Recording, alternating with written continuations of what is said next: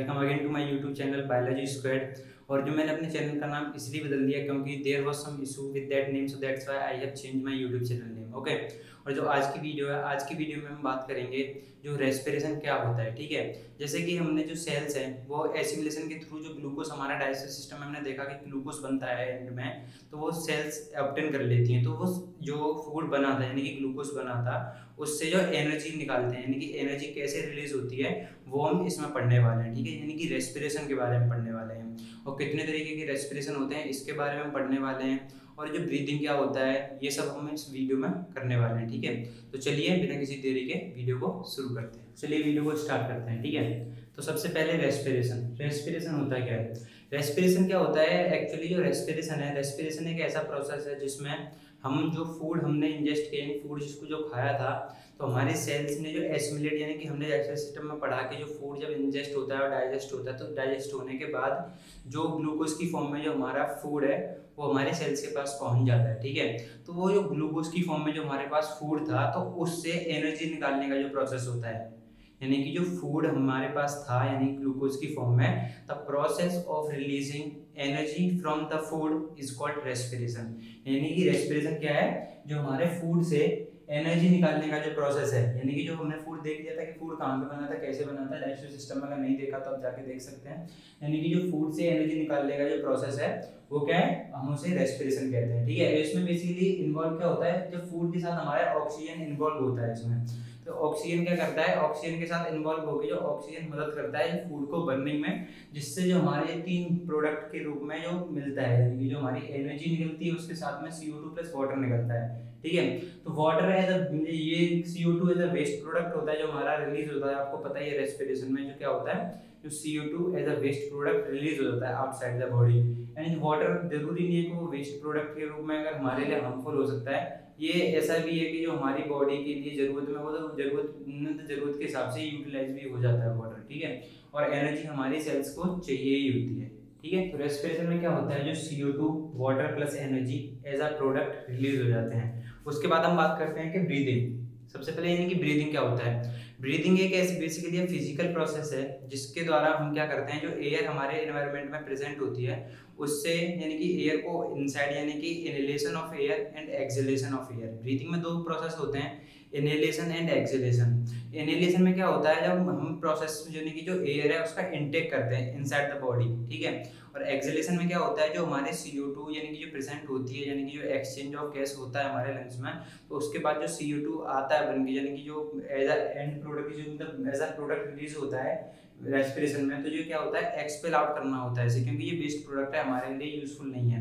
यानी कि CO2 को रिलीज होती है, तो CO2 रिलीज के क्या होता है, एक्सहेलेशन वो प्रोसेस होता है जिसके द्वारा जो हमारा जो CO2 है वो आउटसाइड एनवायरनमेंट में आती है। ठीक है, तो यानी कि जो ब्रीदिंग में हमारे दो प्रोसेस होते हैं, इनहेलेशन एंड एक्सहेलेशन। ठीक है, inhalation process of intake of air is called inhalation, expel out of air is called exhalation. ठीक है, ये दोनों प्रोसेस कंबाइन होके ब्रीदिंग बनाते हैं। ब्रीदिंग अगर हम कहना चाहें रेस्पिरेशन के अकॉर्डिंग, अगर हम ब्रीदिंग को डिफाइन करना चाहें तो हम ऐसे कर सकते हैं, the mechanism by which organism taking up the air for oxygen and taking the oxygen by in the body and releasing CO2 outside the environment। यानी कि ऑक्सीजन को हमारी बॉडी के अंदर ले रहे हैं from the air and CO2 को रिलीज कर रहे हैं आउटसाइड द एनवायरनमेंट यानी कि आउटसाइड द बॉडी।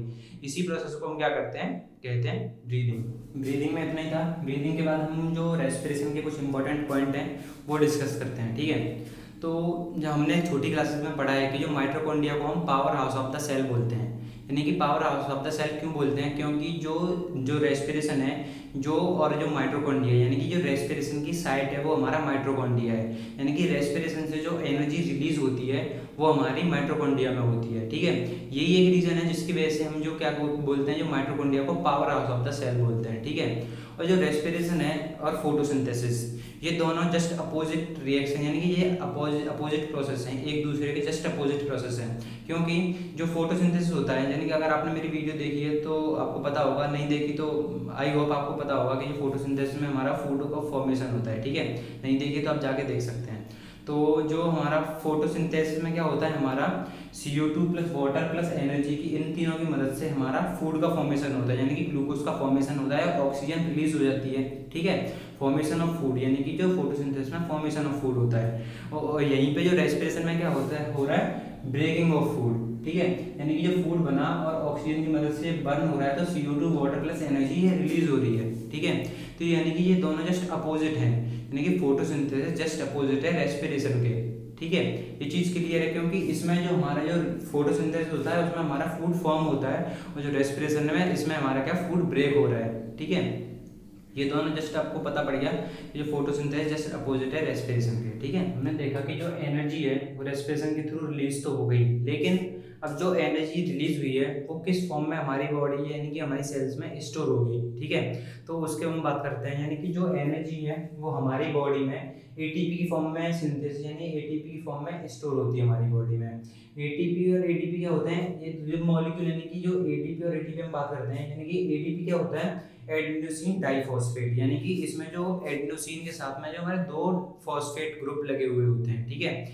और जो हमारा क्या एडेनोसिन ट्राइफॉस्फेट, इसमें हमारे 3 मॉलिक्यूल्स ऑफ एटीपी, यानी कि ये 3 मॉलिक्यूल्स होते हैं फॉस्फेट के, ठीक है।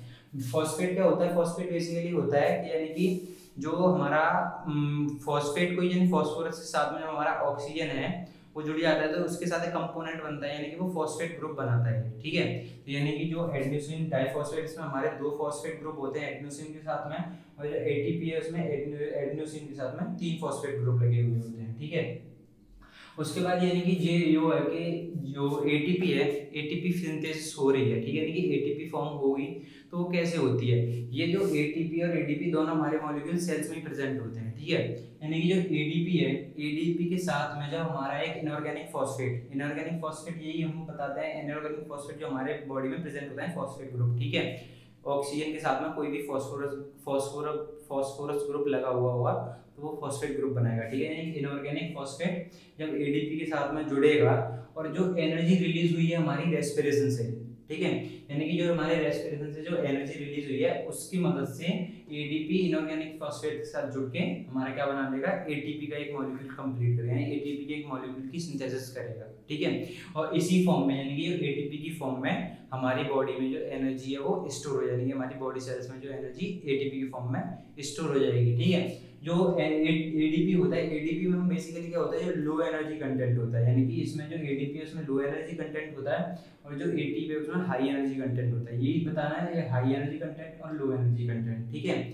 जब ये हमारा एटीपी की फॉर्म में, यानी कि एटीपी की फॉर्म में हमारी बॉडी सेल्स में स्टोर हो गया, जब हमें ज़रूरत पड़ती है यानी कि सेल्स की बहुत से फंक्शंस करने के लिए जब हमें ज़रूरत पड़ती है यानी कि एनर्जी की, जैसे कि, तो फिर जब क्या होता है, तो हमारा जब एटीपी है जस्ट इसका अपोजिट, यानी कि जो एटीपी है, एटीपी जस्ट इसका अपोजिट में कन्वर्ट हो जाता है, यानी कि एटीपी हमारा कन्वर्ट हो जाता है, इसी की मदद से हमारा ADP inorganic phosphate plus energy, इसी की फॉर्म में हमारा क्या है, ये रिलीज हो जाता है। तो जो एनर्जी होती है, ये वाली जो एनर्जी होती है, ये हमारी बॉडी सेल्स और जो अलग फंक्शन, जितने भी फंक्शन हमारी बॉडी को रिक्वायर होते हैं सर्वाइव करने के लिए, जैसे कि मसल कॉन्ट्रैक्शन है, न्यूरल सिस्टम में जितने भी हमारे रिएक्शंस होंगी, जितने भी रिएक्शंस हमारे बॉडी के अंदर होंगी, तो उन सब में जो एनर्जी, ये वाली जो एनर्जी प्रोड्यूस होती है, ये वाली एनर्जी हमारी काम करती है, ठीक है। जितने भी एंडोथर्मिक प्रोसेस, जितने भी एंडोथर्मिक रिएक्शन होंगी, एंडोथर्मिक रिएक्शन यानी कि वो रिएक्शन जिनको होने के लिए हीट यानी कि एनर्जी की जरूरत होती है, ठीक है। और एक्सोथर्मिक वो होती हैं जिनमें एनर्जी रिलीज होती है, ठीक है, जिनमें एनर्जी रिक्वायर्ड होती है। Endo means they required energy, exo यानी कि एग्जिट हो रही है, जिनमें एनर्जी रिलीज हो रही है, ठीक है।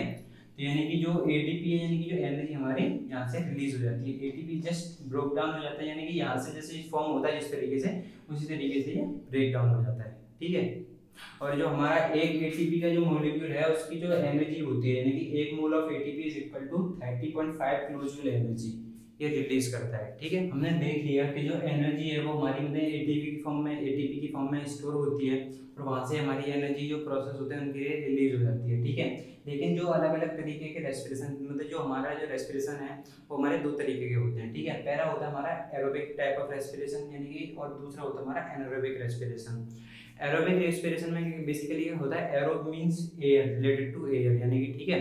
तो एरोबिक रेस्पिरेशन में यानी कि होता है कि एरोबिक रेस्पिरेशन में हमारा जो ऑक्सीजन की रिक्वायरमेंट होती है, यानी कि ऑक्सीजन यूज होता है, वो रेस्पिरेशन जिसमें हमारा ऑक्सीजन रीयूज होता है वो हमारा एरोबिक रेस्पिरेशन होता है, और जिसमें हमारा जो रेस्पिरेशन है जिसमें हमारा ऑक्सीजन यूज नहीं हो रहा है वो हमारा क्या होता है, एनारोबिक रेस्पिरेशन होता है। ठीक है, एनारोबिक और जो एरोबिक और एनारोबिक में थोड़ा सा डिफरेंस होता है, यानी कि बहुत डिफरेंस, जिस तरीके हम कह सकते हैं कि यानी कि जो एनर्जी कंटेंट का क्या क्या डिफरेंस होता है वो हम बात करते हैं अभी। ठीक है, यानी कि जब हमारा जो एरोबिक रेस्पिरेशन है, एरोबिक रेस्पिरेशन में यानी कि हमारा, हमें पता है रेस्पिरेशन में ब्रेकिंग डाउन ऑफ ग्लूकोज होता ही है, तो यानी कि ग्लूकोज का ब्रेक डाउन होता है हमारा पायरुवेट में, जिसे हम क्या बोलते हैं, ग्लाइकोलाइसिस।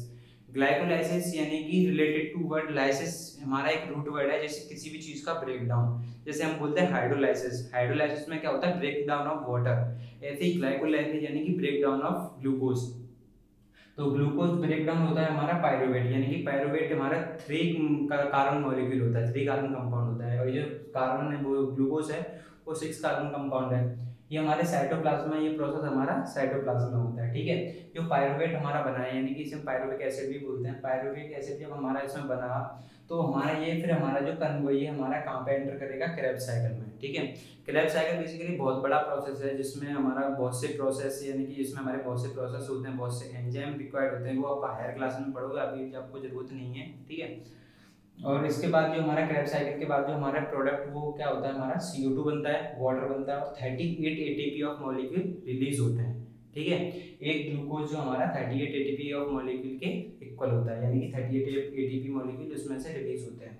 वहीं पे जो एनारोबिक रेस्पिरेशन है, एनारोबिक रेस्पिरेशन कौन सा रेस्पिरेशन होता है, जहाँ पे हमें ऑक्सीजन की रिक्वायरमेंट नहीं होती है, यानी कि हमें ऑक्सीजन की रिक्वायरमेंट नहीं होती है, इसमें हमारा क्या फर्मेंटेशन के थ्रू जो हमारा ये प्रोसेस चलता है। ठीक है, इसमें क्या होता है, ग्लूकोज का ब्रेकडाउन होता है, यानी कि ग्लाइकोलाइसिस होगा, यहाँ पे ग्लाइकोलाइसिस यानी कहाँ पे होगा, वो प्रोसेस होगा साइटोप्लाज्म में। जब ग्लाइकोलाइसिस से पायरुविक एसिड बनेगा, सेम ग्लाइकोलाइसिस हुआ यानी ग्लूकोज से ग्लाइकोलाइसिस हुआ तो पायरुविक एसिड बना, पायरुवेट बना, तो पायरुवेट के बाद क्या हमारा ये फर्मेंटेशन होगा, यानी कि यीस्ट जो यूनिसेलुलर ऑर्गेनिज्म होते हैं उनमें ये चीज हो रही है, उनमें होती है। तो उसके बाद में क्या होता है, फर्मेंटेशन होने के बाद में यानी कि हमारे जो प्रोडक्ट है वो कौन कौन से होते हैं, एथेनॉल बनता है, CO2 बनता है, प्लस 2 ATP ऑफ मॉलिक्यूल निकलते हैं। ठीक है, यानी कि आप कंपैरिजन कर सकते हैं कि जो एरोबिक रेस्पिरेशन है, एरोबिक रेस्पिरेशन में हमारे 38 ATP ऑफ मॉलिक्यूल्स निकलते हैं। ठीक है, वहीं पे जो एनारोबिक रेस्पिरेशन है इसमें हमारे 2 ATP मॉलिक्यूल्स निकलते हैं। ठीक है, इसका एक एग्जांपल ये भी है कि इन एनिमल मसल्स टिश्यू, यानी कि जो एनारोबिक रेस्पिरेशन है वो हमारे एनिमल के मसल टिश्यू में होती है, तब इसका क्या रोल रहता है। तो जब हमारा जो एनारोबिक रेस्पिरेशन हमारे एनिमल के मसल टिश्यू में होती है, यानी कि जब हम कोई भी मतलब एक्टिविटी करते हैं, यानी कि ये फिजिकल एक्टिविटी जब करते हैं तो वो जब यहाँ पे मसल ब्रेकडाउन होते हैं उस टाइम पे ये रिएक्शन होती है। ठीक है, तो ग्लूकोज है, पायरुवेट यानी ग्लूकोज से पायरुवेट में कन्वर्ट होगा, पायरुवेट से जब हमारा यहाँ पे ये मसल टिश्यू में जब ये रिएक्शन होगी, यहाँ पे मसल टिश्यू होगा, यहाँ पे ये रिएक्शन होगी, उसके बाद में जो कन्वर्ट होगा वो 2 लैक्टिक एसिड के मॉलिक्यूल में ये कन्वर्ट होगा। ठीक है, और उसके साथ में 2 ATP ऑफ मॉलिक्यूल इसके रिलीज होंगे।